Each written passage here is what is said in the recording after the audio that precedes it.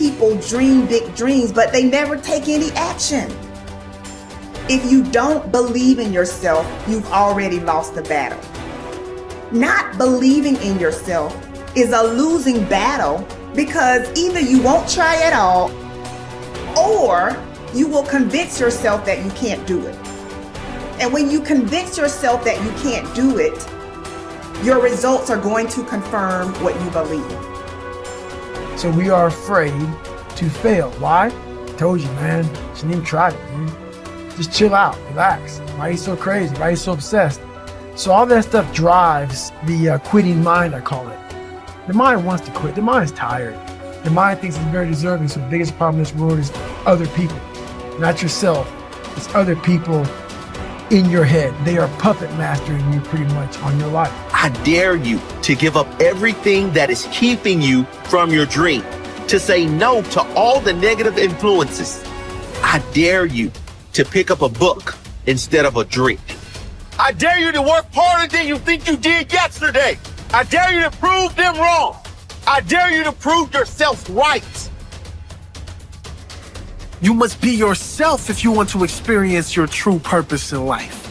If you're different, be different. Be different and do it with pride. If someone doesn't like it, if many people don't like it, who cares? Your life would feel better and richer if you had a goal, you chase that goal, you accomplish some things, and you would get this boost of confidence, you'd get this boost of self-esteem, like whatever it is that you're into doing. The time has come for you to understand that you cannot depend on the opinions of others. You cannot just trust in the opinions of others. You cannot allow other people to validate you, because you are just who you are. Nobody is going to be like you. You are the author of your autobiography. You write the story of your life. No one can write your financial story. No one can write your spiritual story. No one can write your emotional story but you. The pen has always been in your hand. The pen has always been in your hand. I say write a story that's going to be damn good to read. But don't let yourself be vulnerable to weakness. Don't let weakness consume you. Don't let hopelessness consume you. Be about your business. Understand that you got to keep living and living strong. When nobody's looking, when nobody's watching, when nobody understands the measure of passion that you carry, can you keep going? Don't stop. You're right there. Find something. Find a thing that you genuinely enjoy, because getting good at things you genuinely enjoy is extremely beneficial for young people, because it lets you know that, like, everybody thinks they're a loser. Every young person thinks they're a loser. At least a young person in the situation I was at. Like, I didn't know I wasn't a loser until I started winning, until I started doing martial arts. Martial arts taught me that, like, I could get better at stuff, that I wasn't really a loser. I just was someone who was, like, in a fucked up situation, but you could channel all that energy that you have as a young person into something and get better at it, and then all of a sudden people admired me. I was like, this is crazy. So I went from being someone who was incredibly insecure and basically a failure to someone who was really successful at this one thing that was very dangerous, that other people were scared of. And that gave me immense confidence, and also a real understanding of the direct correlation between hard work and success. And kind of understanding that you're not a loser. Right. That there is a diamond in the rough. Yeah, and also an understanding that you can't listen to people. Because even my parents didn't want me to do martial arts. They didn't want me to fight. They didn't want me to do stand-up. There's like, you have to understand, like, who you are, and then in the face of other people's either criticism or, you know, lack of faith in your ability to succeed, you push through, and there's great benefit in that. And then you realize that you can kind of apply that to other things in life. You can apply that to critics, you can apply that to social media commentators, you can apply that to a lot of things. I don't think people are happy if they don't have puzzles and complex tasks and things that are interesting to them, whether it's an art project or whether it's learning something completely new like stand-up comedy. Like, doing things that are difficult it's as much of a nourishment of the mind as food is a nourishment of the body. I think you need things that are puzzling to you, where you have to find your own human potential in the difficulty of the task and work your way through things. At least for me. For me, I mean, I can only speak for me because I'm the only life that I've ever lived that I'm aware of. And in my life, that has been 100% constant. I am a very happy person, and I have never had a moment where I'm not doing difficult. Yeah, ever. What I realized is, for me to become the man I wanted to become, I saw myself as the weakest person God ever created. But I never blamed God for anything he did to me. So I wanted to change that to be the hardest man ever created. Am I that? I don't know, but you had to have a goal. And my goal, when I was sitting there, not going to school, being bullied, having no self-esteem, my goal was, the only person that's gonna turn this person around is me. The only way I can turn it around is put myself through the worst things possible a human being can ever endure. And that'd be the only way that I can build this brain to handle anything that comes in front of it, callousing my mind through pain and suffering. So we read a bunch of books nowadays. As humans, we want to find out how to be someone else. What we don't do is we don't go inside.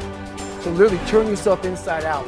Read the book that's like we're writing a book every day of our life, but we never read that book. So what I would challenge this young man or young woman to do is you have to look inside of yourself and see what you really want. What are you passionate about? We use these words and these little phrases of only the strong survive and all this other crap. They're all words. I get so tired of hearing people just talking. Like right now, someone may think Goggins is just talking. You don't know me.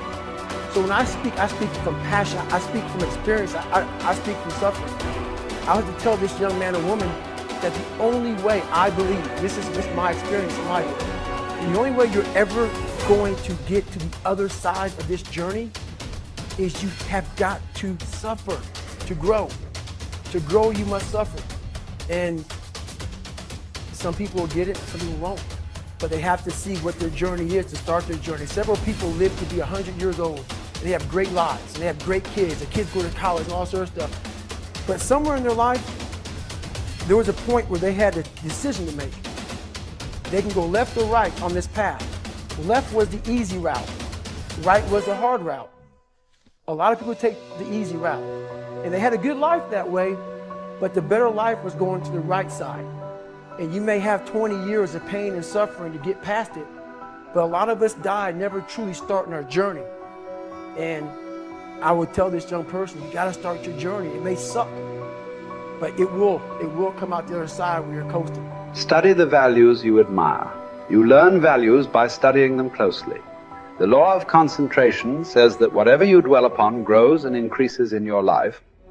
What this means is that when you study and read stories about men and women who demonstrated the kind of values that you admire and respect, and then think about those stories and that behavior, those values sink ever deeper into your mind. Once these values are programmed into your subconscious, they create a propensity within you to behave consistently with those values when the situation requires them. For example, in military training, soldiers are continually told stories of courage, obedience, discipline, and the importance of supporting their fellow soldiers. The more they hear these stories, discuss them, and think about them, the more likely they are to behave consistently with these values when they're under the pressure of actual combat. The core virtue of character is truth. Whenever you tell the truth, however inconvenient it may be at the time, you feel better about yourself and you earn the respect of the people around you. One of the highest accolades you can pay another person is to say that he or she always tells the truth. Emulate the people you most admire. Much of your character is determined by the people you most admire. both living and dead. Who are they? Looking over your life and history, make a list of the people whom you most admire, and next to their names, write out the virtues or values that they most represent to you. If you could spend an afternoon with anyone, living or dead, what one person would you choose? Why would you choose that person?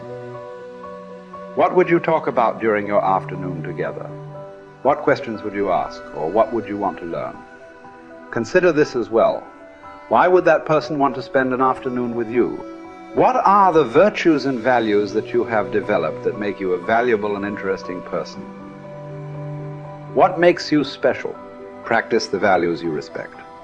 You develop values by practicing them whenever they are called for. As the Roman Stoic philosopher Epictetus said, circumstances do not make the man. They merely reveal him to himself. When a problem occurs, people tend to react automatically based on the highest values that they have developed up to that moment. We develop values by repetition, by behaving consistently with a particular value over and over again until it becomes a habit and locks in so that we come to practice it automatically. Men and women with highly developed characters behave in a manner consistent with their highest values, and they do so without thought or hesitation. There is no question in their minds about whether or not they are doing the right thing.